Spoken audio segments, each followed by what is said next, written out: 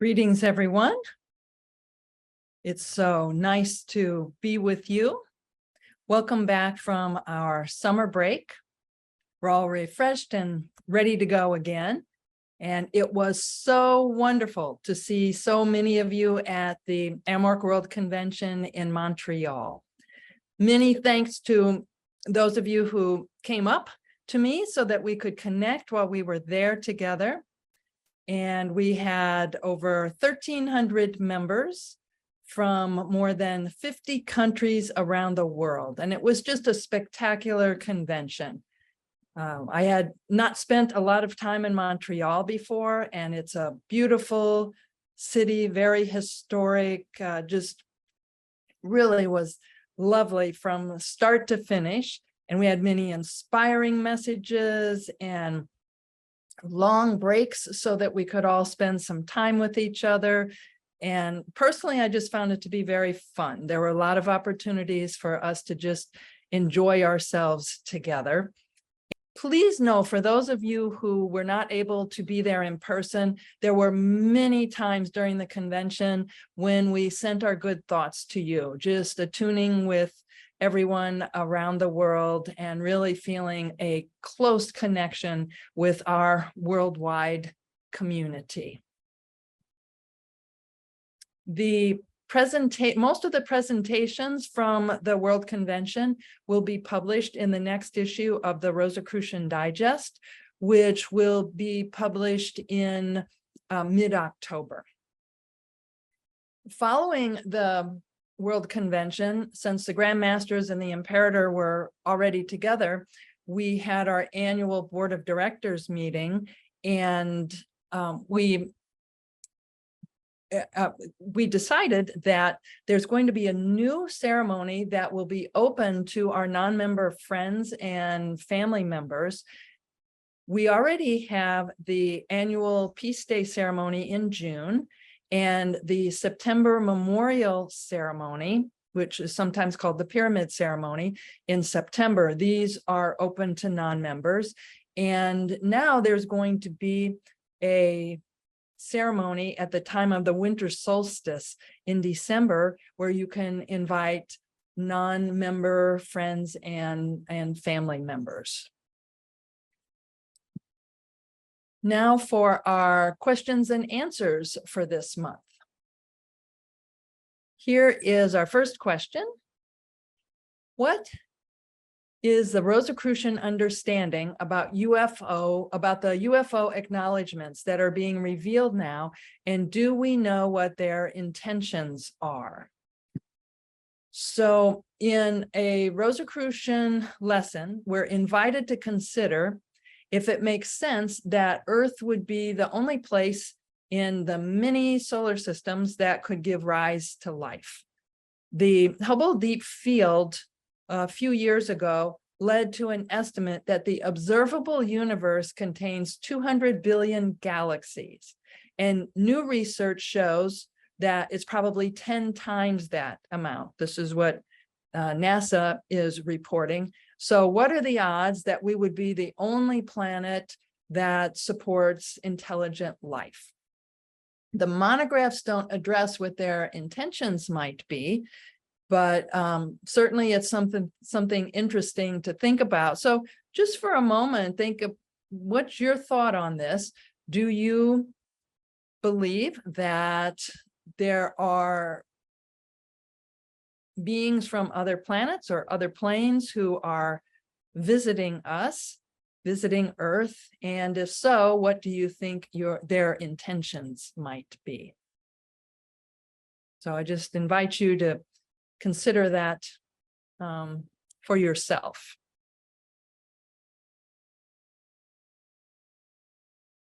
All right, here's our next question. I wish to ask for more clarity on meditation, a step-by-step guide on how to meditate precisely in order to develop a strong connection with my higher self to manifest my desired outcome. I practice and exercise explicitly the teachings from Liber 777, which is a booklet that describes how we can attune with a higher plane of consciousness. However, it seems as though something is missing. I will appreciate being guided accordingly on this subject matter. So there are two parts of this question, and one is a step-by-step guide on how to meditate, and we're going to practice this in a moment. And the last part of this sentence is to manifest my desired outcome. So it sounds like you're interested in how to meditate, but also how to meditate as part of manifesting what you want in your life. So we've spoken on a number of occasions about visualization techniques, and I've presented these before, and I'm going to be touching on these again at our next fall symposium presentation, which will be on Saturday, September 23rd. 4 times a year at the time of the equinoxes and the solstices, we present a symposium with different speakers.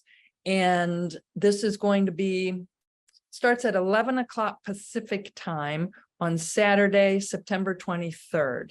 And I'm going to be presenting some of the techniques that we can use to manifest what we want in our lives. And there are mystical techniques and what we can do on the material plane. So let's say that we want to experience radiant health. There are mystical techniques to help manifest that. So we can envision our well-being, and we'll do that in a moment. And we can also take steps to be healthy. So before any visualizations, it would be helpful to eat a healthy diet. Let's say if we smoke or have other habits that don't contribute to our well-being, that we transform those into something that promotes our well-being. We can exercise. I know I've mentioned before the benefits of walking 10,000 steps a day. The research is so conclusive. I mean, this adds years to our lives when we walk regularly, and 10,000 steps a day is what's recommended. So now back to the more general question about how to effectively meditate. First, we remove distractions and we place ourselves where we're not overwhelmed by things. So our sanctums, the places at our home where that we set up so that we can do our mystical work, that's a great place to get away from distractions, to not feel overwhelmed. So first we remove distractions and create a situation where we're not overwhelmed. And then we practice specific techniques that help our own system kick in to be able to experience other brainwave states, to be able to experience different perception of our being, including our vibrational rate, our frequency. Some very simple techniques can help to prepare us to meditate. For example, the autonomic nervous system helps us to enter either fight, flight, or freeze mode when there's a threat. So the autonomic nervous system is always watching for a threat to see if it needs to increase our heart rate or dilate our pupils or increase our breathing so that we can be prepared for a threat. And there are ways that we can signal to our autonomic nervous system that everything's okay so that it can be nice and calm. And the vagus nerves help our bodies to exit this fight or flight mode. And we've practiced this before. The vagus nerves are these long nerves that go from our brain down through our throat and our chest to our abdomen. And we can pull on our earlobes like this. And I encourage you to do this now. This helps to stimulate the vagus nerves that, again, help to turn off the fight or flight mode. Also, intoning vowel sounds does this. Those nerves go through our throat.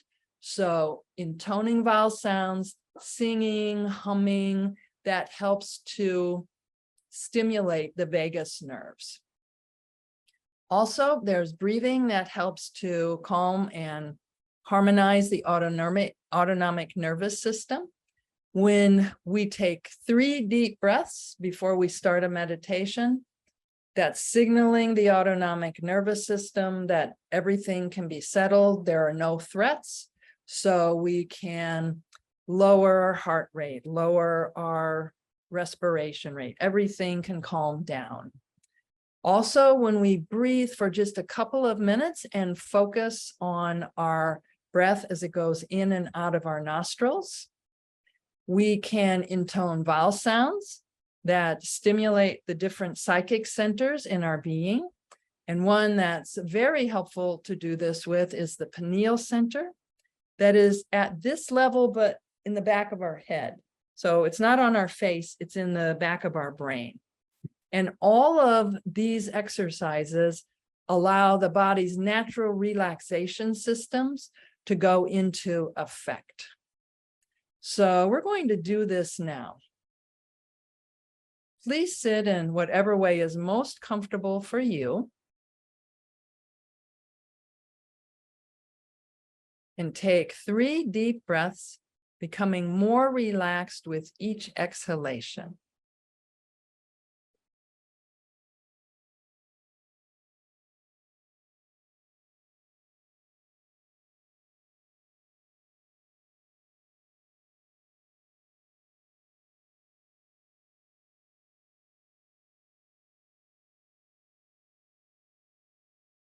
Now, for the next couple of minutes, focus on your breath. Breathe in through your nose, and you can breathe out either through your nose or through your mouth.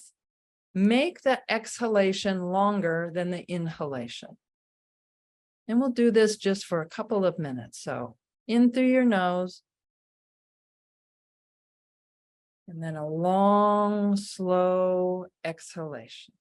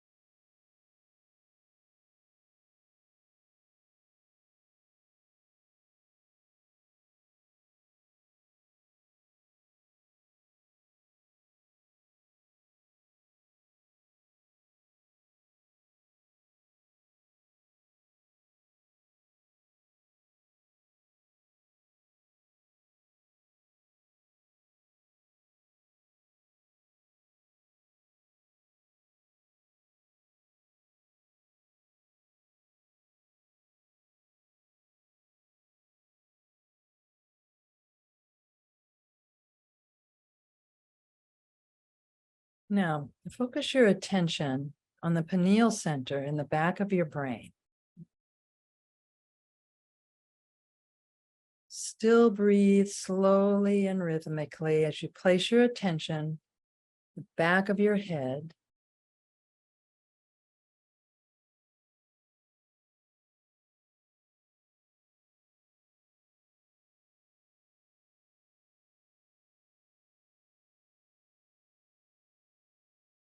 And we're going to intone the vowel sound Om, O-M, Om, 3 times. Ready? Inhale.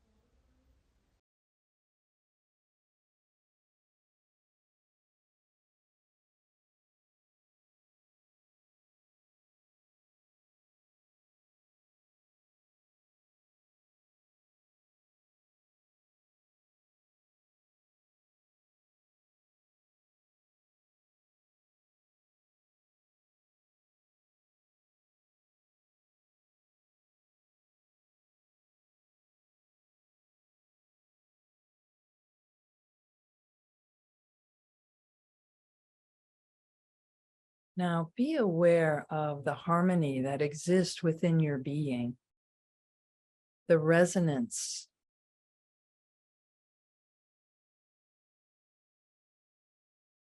the tranquility of your inner state.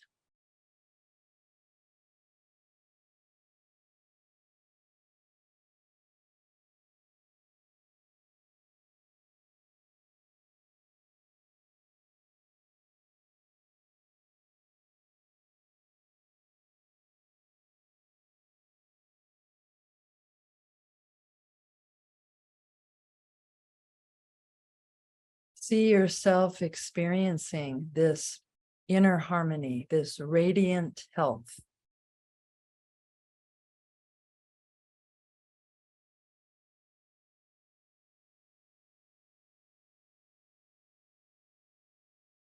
In your everyday actions, in your daily life.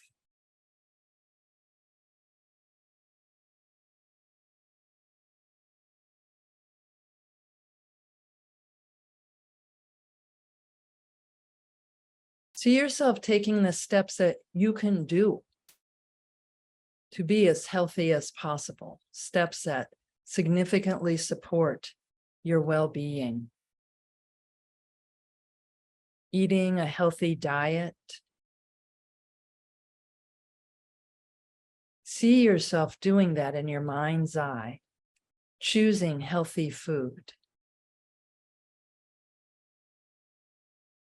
Drinking plenty of pure water.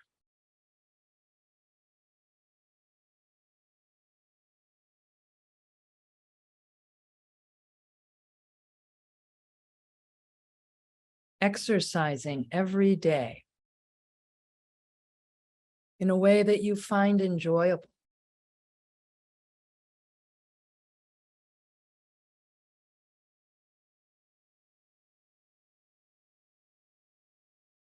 See yourself engaged in activities that you find fun to help you relax.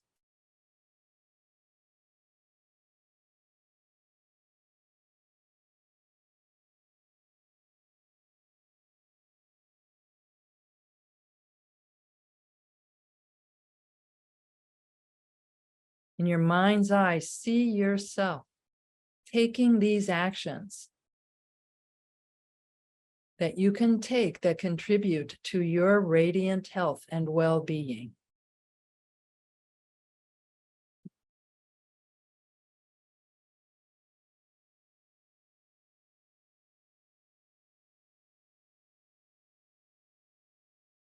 So mote it be.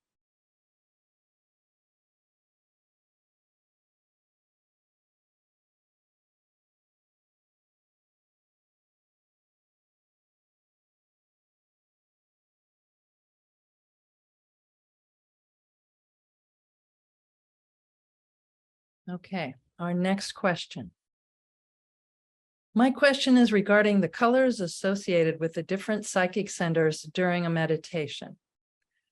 What is the suggested way to visualize the color while intoning the vowel sounds and body centers?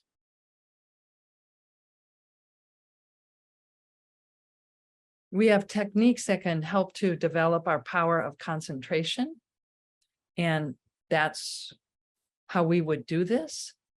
So we can try this now. And there's a way to warm up our ability to visualize.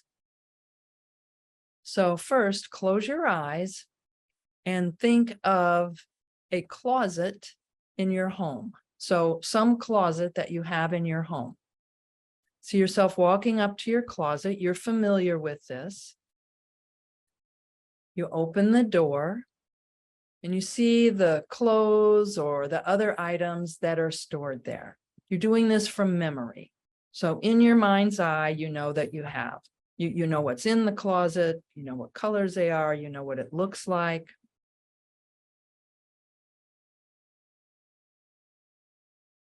This is memory. So again, this is helping to warm up our ability to visualize. Now, gently focus on your heart center and see it enfolded in yellow, radiant light. So gently focus on your heart center and see it enfolded in yellow, radiant light.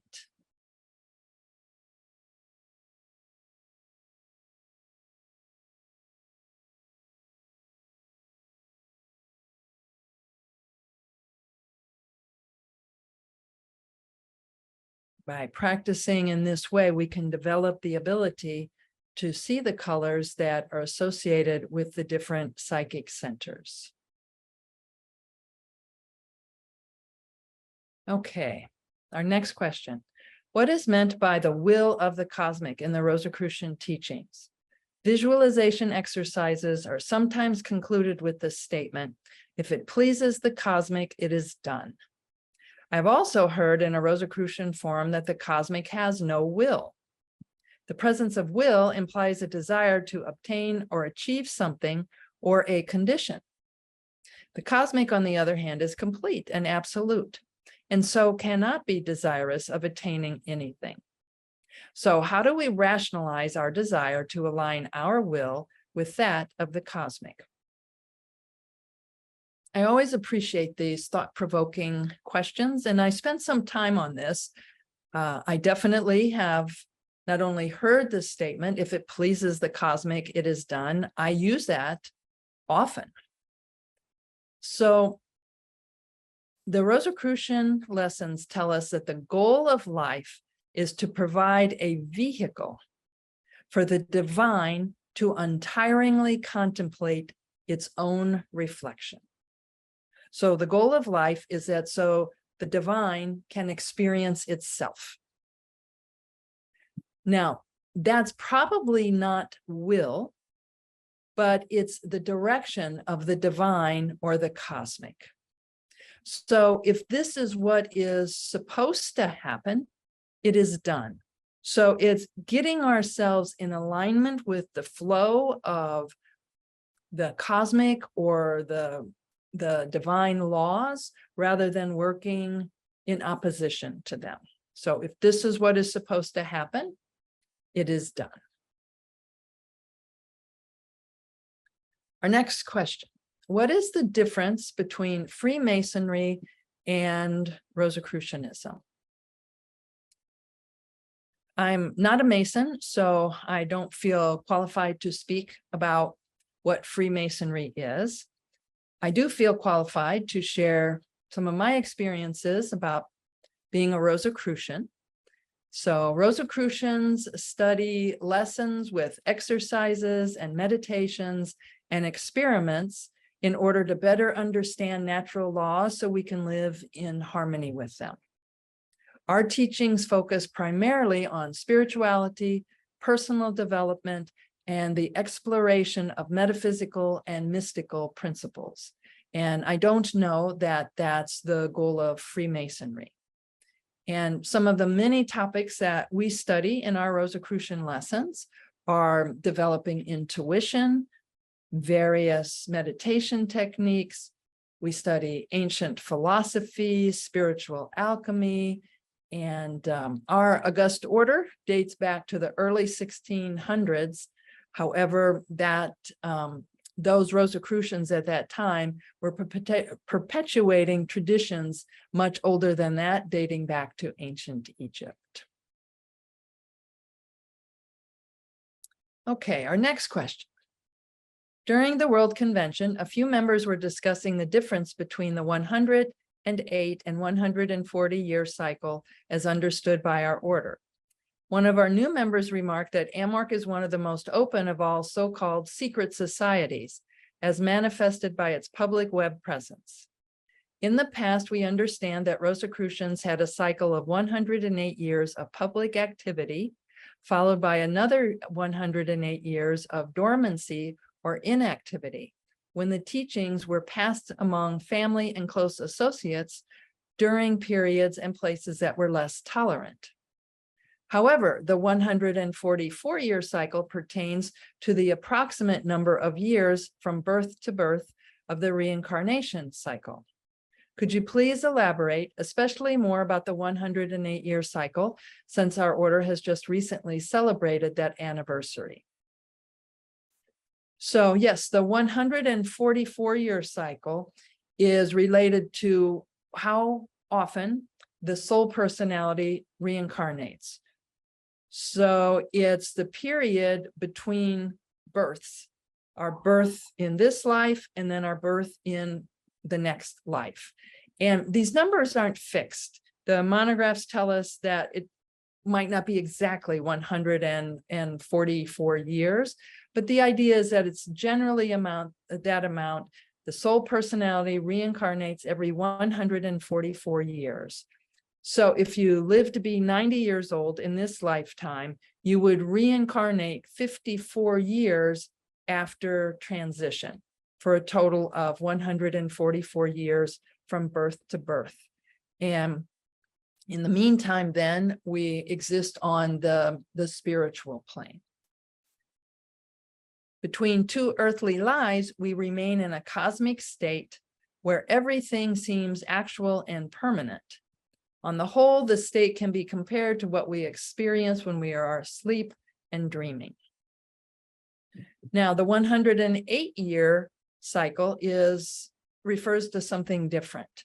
And the Rosicrucian Order AMORC was founded in 1915. So this year, 2023, is 108 years later. And in March, the Imperator wrote a message in the Rosicrucian Forum. I'm just going to share this, Rosicrucian Forum magazine. So this was in March. He was referring to April 1st coming up. On April 1st, 2023, the first constitution that officially gave birth to AMORC will be celebrated. It will be the famous 108-year anniversary since the birth of the order. On that occasion, all the Grand Masters will gather with the Imperator for a special celebration in New York City, where Harvey Spencer Lewis founded the order. And that meeting took place on April 1st. The Imperator continues. Here we will invoke together the spiritual energies that nurture our egregore. And the egregore is a psychic structure that includes the energy of all Rosicrucians past and present. So here we will invoke together the spiritual energies that nurture our egregore and the presence of the masters of our tradition for the new cycle of the order to be marked by a new form of expression. Not dormancy, not disappearance, which is now impossible, but a new form of expression that takes into account the times we are living in and the incredible relevance and usefulness of our teachings for people of the 21st century. And we are developing many new projects that will be extremely useful to people of the 21st century. On the fall equinox, we're going to release a new parents app. And this will include the Child Culture series was written by H. Spencer Lewis, and it's guidance for expectant parents and new parents. And so we have revised these lessons, and they're going to be available in lesson form that can be read on an app, as well as in short meditations that we think will be especially appreciated by busy expectant parents and new parents. And we're also revising the junior order monographs for young people. We're also creating many materials to supplement the monographs. So we have these beautiful transformative lessons, and we're going to be adding videos such as supplementary videos, how to set up your sanctum, vowel sound recordings. So we have teams that are working on creating these supplemental materials. And if any of you are interested in participating in these teams, please send an email to instruction@rosicrucian.org, and we would love to help you create these supplemental materials and to be involved in these exciting projects. Our next question: what does love mean in the context of light, life, and love? This was another question that was really very thought-provoking for me, and I gave it some time, and I think it's just up to each of us to determine what love means in general and what love means in the context of light, life, and love.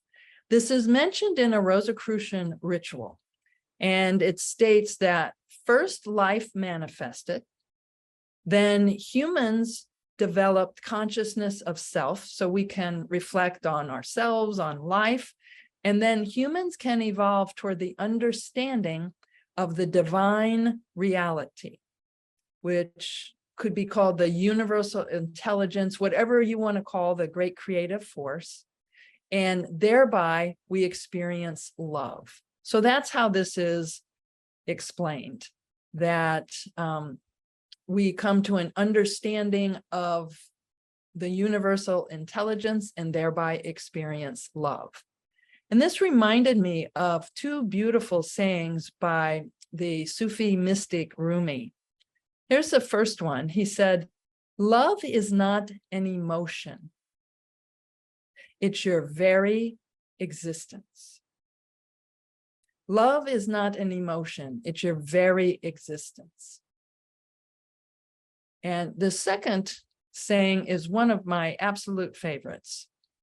Your task is not to seek for love, but merely to seek and find all the barriers within yourself that you have built against it. So again, from Rumi, your task is not to seek for love, but merely to seek and find all the barriers within yourself that you have built against it. Our next question: when I read and contemplate the Confession to Maat, which is sometimes called the Declaration of Independence or the 42 Negative Questions, this is a text from ancient Egypt, where when someone is about to enter the afterlife, they're asked questions to see if they've lived a good life. So when I read the Confession to Maat, this line bothers me. I have had no intimacy with worthless people. Will you please explain what is meant by worthless? Also, if you have the time, maybe go over each line and give your insight. So there are old translations of this Egyptian text, and I don't think any I don't think we would use the word worthless anymore. This has been revised, and probably the most accurate translation is that I've had no intimacy with unproductive people. And these are meant to have us consider if we have behaved well in this life. And again, this scene is seen in most tombs in ancient Egypt, and there are texts that include the 42 negative confessions, or the Declaration of Innocence, or the Confession to Maat. And the questions start, the questions are easier and get harder to answer. So the first one, the deceased person or the initiate is asked, have you ever killed anyone? And the response would need to be, hail, and then whatever deity, hail Isis, no, I've never killed anyone. And then the person would be asked, in your life, did you ever steal anything?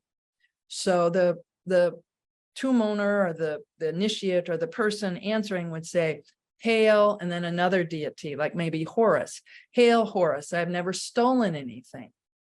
But then these questions get harder. They ask, have you ever eavesdropped? And the answer has to be no. Have you ever caused anyone to weep? And the answer has to be no. Have you ever denied a hungry man food? So this was a text that was meant to have people consider that at the end of their life, would they be judged well? And Maat, who is an ancient Egyptian goddess of harmony and truth, but most especially of order, like the opposite of chaos. So she's the goddess of order. She oversees the final judgment and the scales of truth. And in this text, this ancient Egyptian text, there's a scale, and the person's heart is on one side, and on the other side is the feather of truth, or the feather of Maat. Okay, here is our next question. My question is, should we avoid watching or reading the news and other negative things as Rosicrucians? So as Rosicrucians, should we avoid watching or reading the news? I notice after reading news articles, I get upset because there's so many crazy things happening in our society. It breaks my heart. When we get scared, confused, or sad, does that impact our energetic flow or auras, in turn impacting our meditations and spiritual experiences? Researchers have found that our brains don't completely differentiate between threats that are in our immediate vicinity and threats that won't reach us but seem real in the news. So our brain just perceives a threat, even if it may be a war that the battle will never directly impact our life, or when we feel empathy for people whose lives have been so strongly affected by these challenging conditions. So watching negative news, feeling scared or confused or sad, does that impact our energetic flow? This definitely affects us.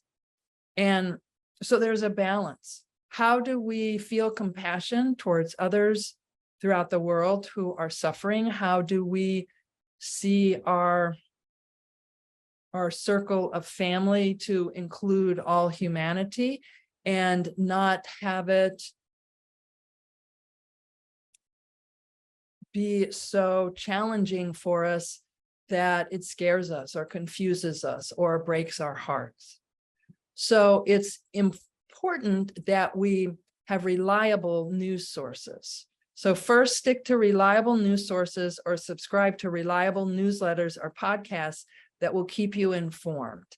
And if you find yourself looking at the news a lot, you may want to consider if maybe it's just a habit or an addiction, rather than do you really need to know this information? Like, are you just looking at the news, reading it or watching it out of habit, or do you need to be informed, say, so that you can intelligently cast your vote, or so that you can find a way to help people in need?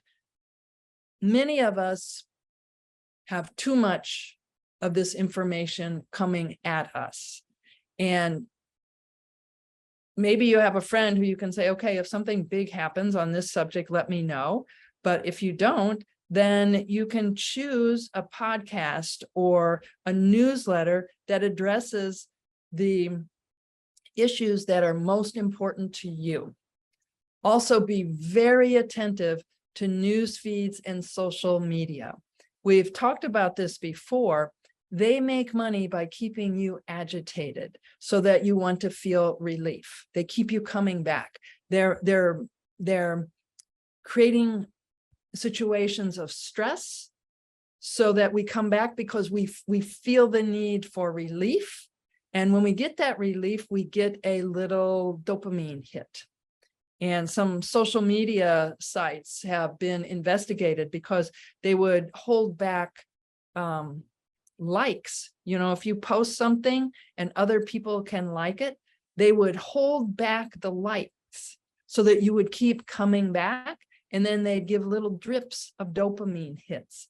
So just know that certain news feeds and social media are manipulating you so that we come back for these releases and relief. And of course, that's because they make money by doing that. Also, we can set time limits, and don't read the news before going to bed. So we're not digesting this while we sleep, and find positive news when you can. That's not to ignore what's going on in the world, but try to balance it a little bit. And if you find yourself ruminating about something in the news, take a walk in nature. Stanford University did a very important study a few years ago that documents the positive effects of walking out in nature versus walking for the same amount of time in a city. It affects a part of our brain that regulates rumination. So when we feel like our mind is more fresh, this is actually true. And the monographs tell us that nature speaks to our soul. So we feel good because it's touched something very deep. Okay, so here is our last question. I suffer from PTSD, which is post-traumatic stress disorder issues, from past traumatic relationships, childhood, and workplace bullying. I feel hypervigilant and hurt from these past emotional wounds. I am currently in therapy, and trying to talk these things out has been very difficult to me. And sometimes I feel like it isn't working or cutting through. I want to hear your thoughts if the teachings of AMORC will help me with these emotional wounds I suffer from. Are there specific teachings on this sort of thing, or would you just say as the teachings, meditations, and visualizations go on, I will maybe be able to release or heal this inner turmoil? So first, let me congratulate you that you are in therapy to address these emotional wounds, as therapy with a trained health professional is one of the most effective ways to work through trauma and related issues. These are deep issues, and therapy provides a safe and supportive environment for exploring and healing emotional wounds. And a skilled therapist can provide specific techniques and strategies that are tailored just for you. So again, congratulations.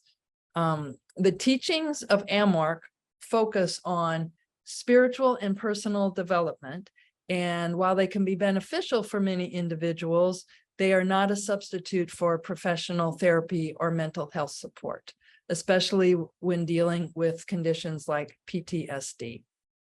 That said, Some individuals find that incorporating mindfulness practices, meditation, relaxation techniques into your routine can complement that therapy and can support your healing process.